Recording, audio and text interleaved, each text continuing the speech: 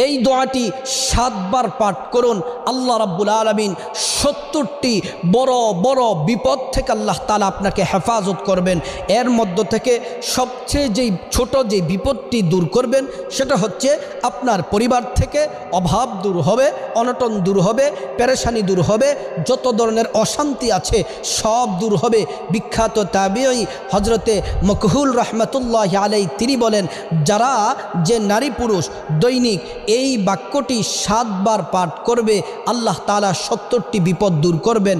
দোয়াটি হলো লা হাওলা ওয়ালা কুওয়াতা ইল্লা বিল্লাহি ওয়ালা মালজা মিনাল্লাহি ইল্লা ইলাইহি। প্রিয় দিনী ভাই ও বোন, প্রত্যেক দিন কষ্ট করে 7 বার এই দোয়াটি পাঠ করুন। আল্লাহ তাআলা 70টি বিপদ দূর করবেন এবং আল্লাহ তাআলা পেরেশানি দূর করবেন, সংসারে আয় উন্নতি দান করবেন। আল্লাহ রাব্বুল আলামিন আপনাদেরকে বিপদ থেকে হেফাজত